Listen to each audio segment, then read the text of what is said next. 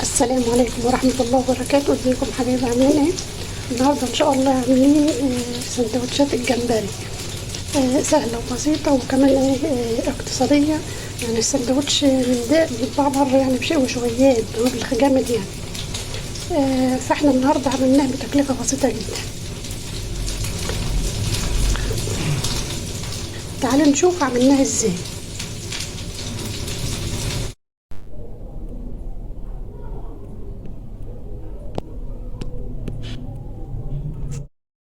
انا معايا هنا تتبيلة الجمبري. توم مهروس، معلقة كمون، معلقة كركم او كاري حسب ما بتقولوا يعني، معلقة بابريكا، معلقة ملح، من كل حاجة معلقة صغيرة. وهقلب بقى الكلام ده.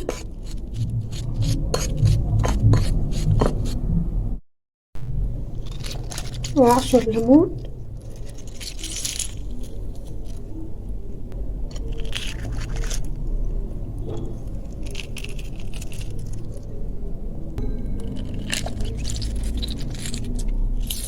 انا هنا عصرت 3 ليمونات كبار.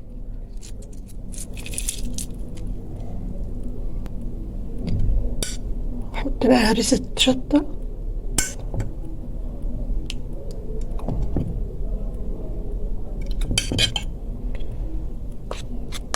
وكده معلقتين كبار هريسة شطة.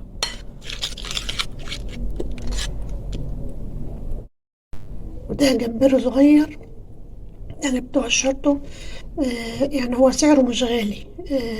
يعني انا جايبة الكيلو ب40 جنيه. في اماكن تاني بتباع فيها ب30 ب50، على حسب يعني ايه المكان اللي انت فيه.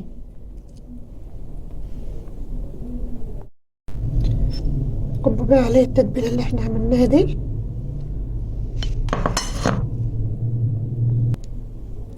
وقلبه.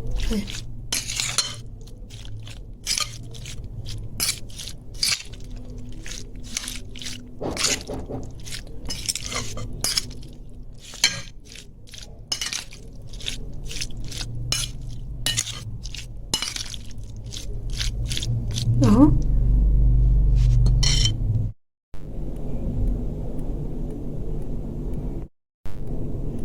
وده شكل التتبيلة في الجمبري. تعالوا بقى نتبل الدقيق اللي هنعمل بيه الجمبري. انا هنا حطيت معلقة كركم كبيرة، ومعلقة بابريكا،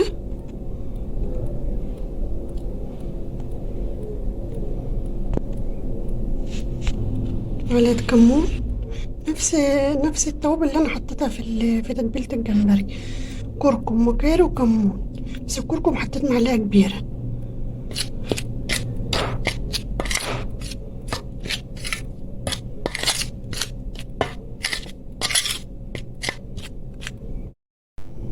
دي اهو.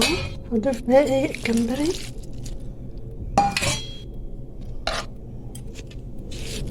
وهقلبه في الدقيق.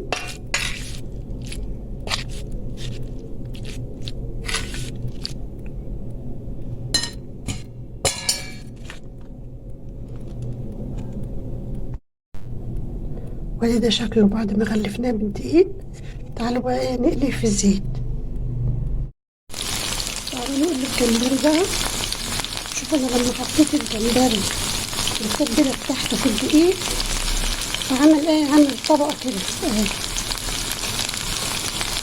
الطبقة دي بقى اللي هتخلي لي لون الجمبري حلو، وكمان طعمه مقرمش اهي.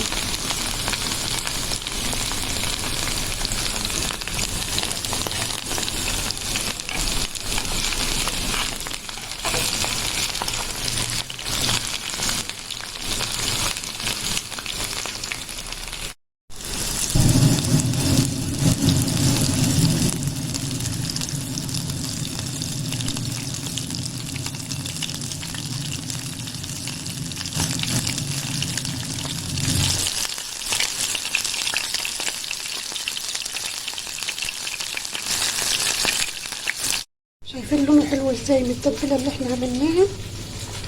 وكمان طبقة الدقيق اللي احنا عملناها له نخليها طالع مقرمش. فاهمين؟ وكمان ايه يعني ضعفت معايا الكمية وعمال زي ما انتوا شايفين كده.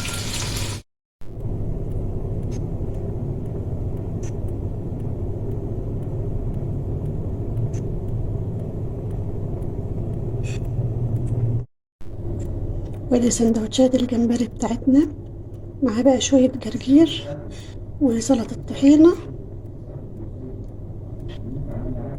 وبألف هنا وشفا. لسه لو عجبتكم الوصفة متنسوش تعملولي متابعة على الفيس، واشتراك في قناتي على اليوتيوب، وتعليق حلو كده زيكم عشان الفيديو يترفع على الفيس ويوصل لأكبر عدد من الناس.